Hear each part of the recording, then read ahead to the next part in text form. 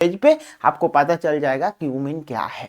Cumene means ये जो isopropyl, इसको बोलते हैं क्या, आइसोप्रोपाइल बेंजीन ऑक्सीडाइज होता है इन प्रेजेंस ऑफ एयर, एयर उसको मिलता है। तो ये जो CH होता है ना, यहाँ पे देखो ऑक्सीजन ऑक्सीजन का लिंकेज होता है जिसको पैरोक्साइड लिंकेज बोलते हैं। क्यूमीन हाइड्रोपैरोक्साइड इसको बोलते हैं। और इसमें जब आपका H+ सोर्स मिल जाता है तो आपका डायरेक्टली फेनॉल होता है। देखो यहाँ पे लिखा हुआ है oxidise to air, presence of air to cumene hydroperoxide. Okay, ये आपका इंटरमीडिएट फॉर्मेशन हुआ है। आपका एग्जाम पे ऐसे भी क्वेश्चन पूछ सकते हैं, इंटरमीडिएट पूछ सकते हैं एग्जाम पे, है ना। बहुत सारा क्वेश्चन पे हम लोग को देख रहा हो अभी इंटरमीडिएट पूछ रहा है, ठीक है। It is converted to phenol and acetone by treating in with dilute acid, dilute acid and acetone as a by product this reaction. It is also obtain the large quantity of this method. ये world wide large phenol जो preparation करते हैं इसी method से preparation होता है।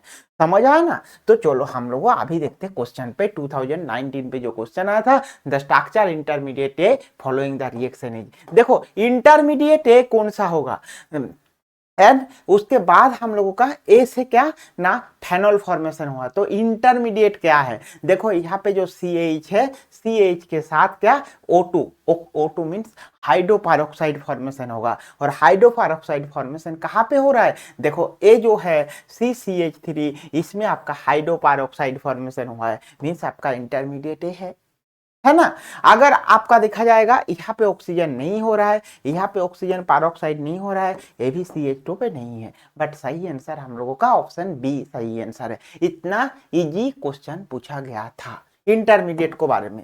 देखो 2018 पे जो क्वेश्चन आया था क्या ना, बेंजीन के साथ एल्किल हैलाइड का reaction in presence of anhydrous AlCl3 means क्या होगा आपको, तो आपको वो जानना चाहिए। Anhydrous AlCl3 as a Lewis क्या, लुईस एसिड। लुईस एसिड क्या करते हैं ना, एल्किल हैलाइड, सोचो क्या RX लिए, RX के साथ क्या है मींस RCl अगर हम लोगों लिए, और RCl के साथ अगर AlCl3 का रिएक्शन होता है तो क्या होता है ना, R+ क्या कार्बोकेटायन फॉर्मेशन होता है और AlCl4- जनरेट होता है।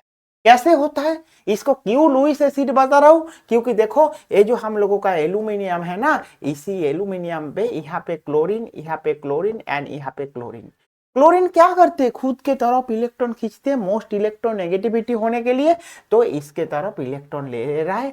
तो ये क्या हो रहा है, इलेक्ट्रॉन डेफिशिएंट हो रहा है। एसिड का डेफिनेशन क्या, इलेक्ट्रॉन डेफिशिएंट है, किसी से इलेक्ट्रॉन पेयर खींच लेंगे, तो ऐसे अगर देखेंगे तो इसीलिए एल्यूमिनियम डायरेक्टली क्या ना एक क्लोरीन को टेकअप कर रहा है, क्योंकि इसका इलेक्ट्रॉन डेफिशिएंट थी उसको इलेक्ट्रॉन गेन करने के लिए, है ना। तो इसीलिए इसको न्यूट्रल इलेक्ट्रोफाइल बोलते हैं। तो इसमें क्या है ना AlCl4+R+ हुआ है। अभी हम लोगों का क्या है ना CH3 CH2 CH2Cl है ना। तो CH3 CH2Cl अगर होगा तो हम लोगों का क्या होगा ना CH3 CH2, उसके बाद आपका CH2+ होगा। तो आपका ये जो कार्बोकेटायन फॉर्मेशन हुआ है, ये कार्बोकेटायन कौन सा, R+ means primary carbocation, but अगर ये थोड़ा सा शिफ्टेड हो जाएगा तो आपका CH3 CH यहाँ पे अगर प्लस हो जाएगा, यहाँ पे CH3 हो जाएगा, तो आपका ये सेकेंडरी कार्बोकेटायन।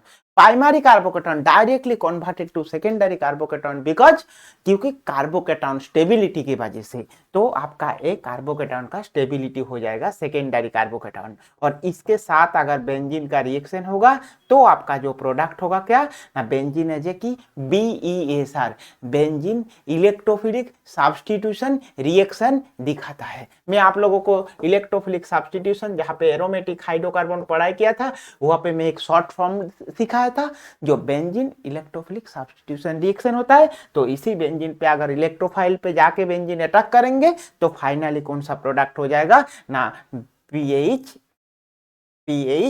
यहाँ पे आपका CH3 मीन्स जिसका नाम क्या है ना क्यूमीन फॉर्मेशन होगा है, जिसको बोलते हैं क्या ना आइसोप्रोपाइल। ओके। सो देखो फर्स्ट यहाँ पे कौन सा ऑप्शन, ए तो आपका नहीं होगा, ए भी नहीं होगा, देखो ए भी है, ए भी है, तो ए हो गया।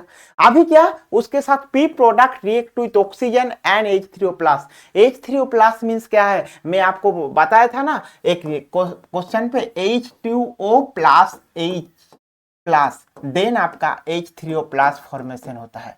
मीन्स आपका क्या है, ये जो H प्लस है ये एसिड सोर्स होता है। H plus means acid source और वाटर मीन्स डाइल्यूट एसिड का सोर्स, इसीलिए आपका H3O प्लस है। सो इसीलिए H3O प्लस और हीट अगर देंगे तो आपका क्या, पहले ये जो क्यूमिन है ये हाइड्रोपेरोक्साइड फॉर्मेशन होगा, और पेरोक्साइड फॉर्मेशन होने के बाद H प्लस हीट मिलने के बाद वो फेनॉल फॉर्मेशन होता है। इसीलिए देखो ये भी फेनॉल, ये भी फेनॉल हुआ है। बाई प्रोडक्ट क्या होता है, देखो बाई प्रोडक्ट क्यों में इंपॉर्टेंट बताते हो, देखो वहां पे हम लोगों को लिखा हुआ है as a by product as a acetone. तो देखो ये आपका एल्कोहल दे दिए, ये एसीटोन है, इसीलिए आपका सही आंसर ये है। देखो क्यूमिन फेनॉल का रिएक्शन कितना इंपॉर्टेंट है और कितना बाई प्रोडक्ट भी इंपॉर्टेंट होता है। इसीलिए मैं आप लोगों को एनसीईआरटी बुक का लाइन बाय लाइन पढ़ाई करने बोलते, कोई भी लाइन छूटना नहीं चाहिए आपका नीट एग्जाम के लिए। लाइन मिस एग्जाम मिस हो जाएगा। अभी के लिए बाय बाय, हम लोगों लेके आते अनदर क्वेश्चन लेके नेक्स्ट सेशन में। ओके।